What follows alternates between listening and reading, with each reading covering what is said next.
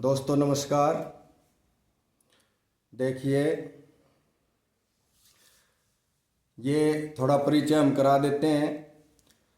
संध्या समय में अवकाश मिलने पर हम थोड़ी साहित्य चर्चा करते हैं और ये हमारे श्रीमान राजेश शर्मा जी हैं, हिंदी प्राध्यापक, जिनका लंबा 30 वर्षों का अनुभव है। और श्रीमान राजवीर जी हैं, इनका भी 25-30 वर्षों का अनुभव है हिंदी अध्यापन का। श्रीमान राजेंद्र जी हैं, ये बीएड प्रवक्ता हमारे। और मैं सुभाष चंद्र शास्त्री आप सभी को यथा योग्य करता हूँ। जो बच्चे हैं उनको आशीर्वाद देते हैं, जो बुजुर्ग हैं उनको नमस्कार करते हैं।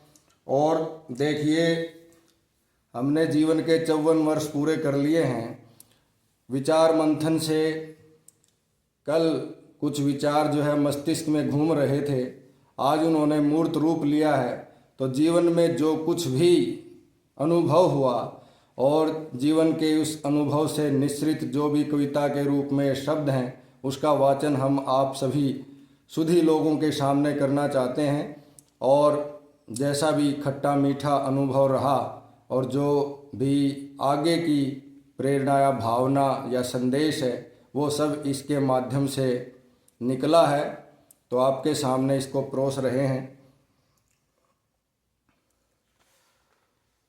जीवन के बीत गए 54 वर्ष, न किसी बात का गम न हर्ष, हरि इच्छा भावी बलवाना, मर्म यही बस भूल न जाना।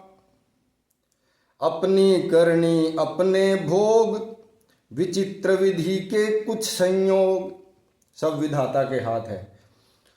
कुछ पर कर्ज चढ़े हमारे, कुछ ने चुकता करे उधारे। किसी का हमने चुकाया है और किसी ने हमारा चुका दिया है। सब अदले बदले जो है इस जन्म में हमने पूरे करने हैं और किए हैं। बेगाने हो जाते अपने, अपने सब खो जाते सपने। कितनी विषम है जीवन पीड़ा, कहते सुनते आती व्रीड़ा।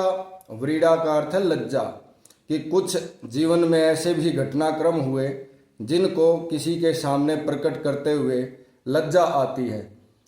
तो ये फिर भी धारण करता संबल, हारा नहीं हूं अब भी है बल। हाँ, कई बार हुआ निराश हूं, लेकिन कभी न हुआ हताश हूं। ठीक है, जीवन में कई बार विषम परिस्थितियों के अनुसार निराशा तो उत्पन्न हुई, लेकिन आश कभी न मरी, क्योंकि आशावादी दृष्टिकोण अपनाया है। और जिन कवियों ने आशावादी कविताएं रची हैं, उनकी कविताओं से प्रेरणाएं भी मिली हैं।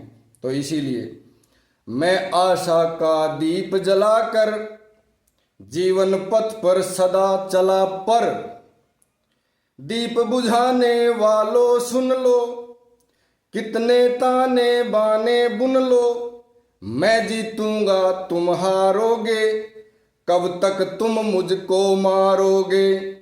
मैंने सीखा यही ज्ञान है, सुनो इधर किधर ध्यान है। नेकी कर दरिया में डाल, सभी रहें सदा खुशहाल। ये कामना है सभी के प्रति, क्योंकि हमने पढ़ा है सर्वे भवन्तु सुखिनः सर्वे सन्तु निरामया। हमारी संस्कृत जो विद्या है वो दुश्मन के प्रति भी सद्भावना रखती है और उसके भी सुख की कामना करती है। तो इसीलिए नेकी कर दरिया में डाल, सभी रहें सदा खुशहाल। प्रभु पर अंतिम, प्रभु पर बना रहे विश्वास, बना ठना सा रहे सुभाष।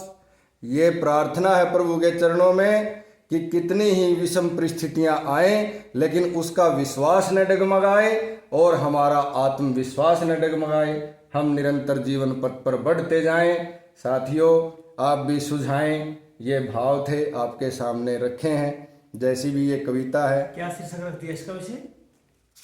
इसका शीर्षक राजेश जी बताएंगे भाई। शीर्षक कविता आपने बनाई? हाँ, ऐसा ही होता है। ऐसा ही 54 साल का अनुभव है ना। हाँ, ऐसा ही होता है नहीं हो जाना चाहिए कविता का। राजवीर जी। जीवन अनुभव। हाँ ये हो सकता है।